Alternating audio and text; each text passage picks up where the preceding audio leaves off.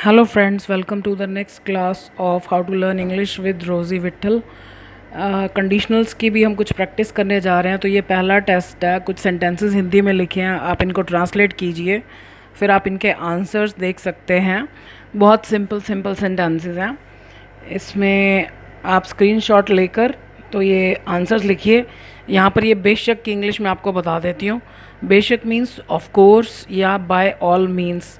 बाकी सब बहुत सिंपल हैं, मैंने ज़्यादा डिफ़िकल्ट सेंटेंसेस नहीं लिखे हैं।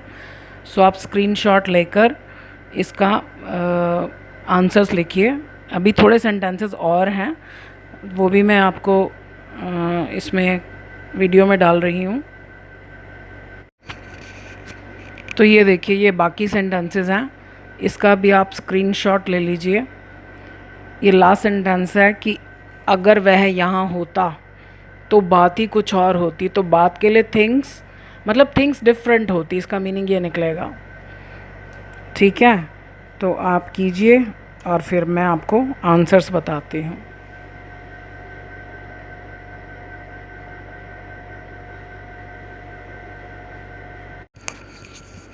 सो let us check the answers. Shopkeeper to child मतलब शॉपकीपर बच्चे से पूछता है तुम क्या खरीदना चाहते हो। लास्ट में क्या है, चाहते हो कौन, तुम। So what do you want, verb के बाद वर्ब आए तो we use infinitive to plus first term. So what do you want to buy. मैं एक पेन खरीदना चाहता हूँ। I want to buy a pen, लेकिन मेरे पास सिर्फ 1 रुपया है। But I have only 1 rupee with me. Shopkeeper, अगर तुम्हारे पास 2 रुपये होते। अब ये अभी की बात कर रहा है कि बच्चा 1 रुपया लेकर खड़ा है, तो अब हमारे सोचने से उसके पास 2 रुपये तो हो नहीं जाएंगे। तो ये कंडीशनल टाइप सेकंड है। कंडीशनल टाइप सेकंड में हम पास्ट टेंस यूज़ करते हैं, लेकिन ये पास्ट की बात नहीं करता, अभी की बात करता है। और अभी की बात ऐसी बोल रहा है इफ़ क्लॉज में, जो कि हमें पता है कि पॉसिबल नहीं है। So if you had 2 rupees, इसको हम ऐसे भी लिख सकते हैं, हैड यू 2 रुपीज़। ये इफ़ क्लॉज ऐसे भी लिखी जा सकती है, ऐसे भी लिखी जा सकती है। So if you had 2 rupees, तो तुम एक पेन खरीद सकते। खरीदते या नहीं खरीदते वो तो बच्चे की मर्ज़ी। So you could buy a pen. अब यहाँ पर अगर हम वुड लिख देंगे तो गलत हो जाएगा। मतलब दुकानदार को कैसे पता कि अगर उसके पास 1 रुपया होता तो वो खरीदता ही खरीदता, हो सकता है वो कुछ और ले लेता। So you could buy a pen. अगर मैं 2 रुपये ले आऊँगा तो क्या आप मुझे पेन दे दोगे। अब ये कंडीशनल टाइप फर्स्ट है कि अगर मैं 2 रुपये ले आऊँगा, तो ये इम्पॉसिबल थोड़ी ना, वो घर जाकर ला सकता है। सो इफ़ आई ब्रिंग, अब हम इसमें कह रहे हैं ले आऊँगा, पर हमको इफ़ क्लॉज में विल शैल नहीं लगाना। इफ़ आई ब्रिंग 2 रुपीज़, तो क्या आप मुझे पेन दे दोगे। So will you give me a pen, ये क्वेश्चन पूछ रहा है उससे, तो ये क्वेश्चन है, will you give me a pen. Shopkeeper, बेशक, बाय ऑल मीन्स या ऑफ कोर्स, दोनों का मतलब एक ही है। अगर मेरे पास 1 रुपये वाला पेन होता तो मैं तुम्हें दे देता। अब रियलिटी क्या है कि उसके पास 1 रुपये वाला पेन अभी नहीं है, तो ये भी कंडीशनल टाइप सेकेंड है। If I had a 1 rupee pen, यहाँ पर रुपीज़ नहीं आएगा, क्योंकि अगर हम किसी जिस चीज़ की वैल्यू बता रहे हैं वो चीज़ भी पीछे आ, जैसे हम कहते हैं ना 5 ईयर प्लान, सरकार 5 ईयर प्लान्स बनाती है, तो 5 ईयर प्लान होता है, पंचवर्षीय योजना। 5 रुपी नोट 5 रुपीज़ नहीं होता। 5 रुपीज़ हम कहते हैं कि आई हैव ओनली 5 रुपीज़, कि मेरे पास 5 रुपये हैं। लेकिन अगर हमको ये कहना है कि मेरे पास 5 का नोट है, तो हम कहेंगे I have a 5 rupee note, rupees नहीं बोलेंगे। So if I had a 1 rupee pen, अब वो कह रहा है कि मैं पक्का तुम्हें दे देता। So I would give it to you. It किसके लिए आया, पेन के लिए आया। टू क्यों लगाया, क्योंकि हमारे पास 2 ऑब्जेक्ट हैं। क्या, किसको, तो किसको जब बाद में आता है तो उसके साथ टू लगाया जाता है।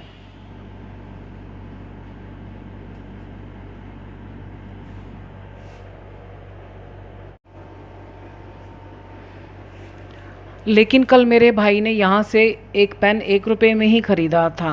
But my brother had bot, अब ये काम पहले ही हो चुका था, मतलब जहाँ हम जिस सिचुएशन में वो बच्चा खड़ा है उससे पहले ही ये काम हो चुका था, तो इसलिए हैड।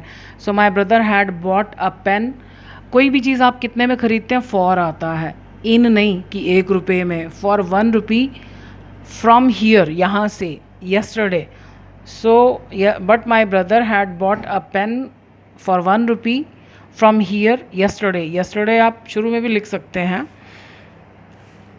अगर तुम भी कल आए होते तो तुम्हें भी मिल गया होता। अब ये पास्ट की बात कर रहा है, तो कंडीशनल्स में केवल कंडीशनल टाइप थर्ड है जो पास्ट की बात करता है, तो ये कंडीशनल टाइप थर्ड है। इफ़ यू हैड ऑल्सो, तुम भी, अगर तुम भी आए होते तो इसमें पास्ट परफेक्ट टेंस आता है। So if you had also come yesterday, तो तुमको भी पक्का मिल गया होता। तो you would have, conditional type third में वुड के बाद हैव प्लस थर्ड फॉर्म, क्योंकि हमें यहाँ भी थर्ड फॉर्म चाहिए। कंडीशनल टाइप सेकंड में तो केवल वुड आता है और वुड के बाद फर्स्ट फॉर्म, लेकिन कंडीशनल टाइप थर्ड में would have. So you would have got a pen, a 1 rupee pen. तुम्हें भी, 2 बार हमें भी लिखने की ज़रूरत नहीं, तुम्हें भी, तुम भी, बस एक बार लिख दिया। If you had also come yesterday you would have got a 1 rupee pen. अगर मैं कुछ दिन वेट कर लेता हूँ तो क्या तुम 1 रुपये वाला पेन लाओगे? अब ये कंडीशनल टाइप फर्स्ट है कि अगर मैं वेट कर लेता हूँ या करूँगा। So if I wait for some days will you be bringing 1 rupee pens. अब मैंने विल यू बी ब्रिंगिंग क्यों लिखा? आप हिंदी में तो ये फ्यूचर कॉन्टिन्यूस लग रहा है। अगर हम किसी से उसके रूटीन के बारे में पूछ रहे हैं, अब ये शॉपकीपर का रूटीन है कि वो मार्केट जाता है और सामान लाता है, तो यानी इसके कहने का मतलब है कि क्या आप मार्केट में आपका चक्कर लगेगा, आप ले आओगे, तो वो उसके रूटीन की बात कर रहा है। तो जब भी हम किसी से उसके रूटीन की बात पूछते हैं तो वो हिंदी में भले वो सिंपल फ्यूचर लगे, लेकिन हम फ्यूचर कॉन्टिन्यूस में बनाते हैं। जैसे अब कोई हम बच्चे से पूछते हैं कि तुम कल स्कूल जाओगे या नहीं, तो will you be going to school, क्योंकि वो उसका रूटीन है, उसको जाना ही है जब तक उसको कोई प्रॉब्लम या कोई अर्जेंट काम ना हो। So will you be bringing 1 rupee pens, यहाँ क्वेश्चन मार्क होना चाहिए।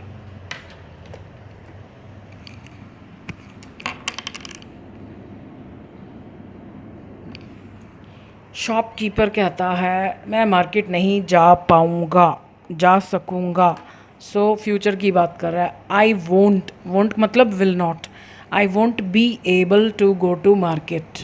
जब फ्यूचर में सकने की बात आए तो बी एबल आता है। I won't be able to go to market क्योंकि मेरा सर्वेंट छुट्टी पर गया हुआ है, प्रेजेंट परफेक्ट।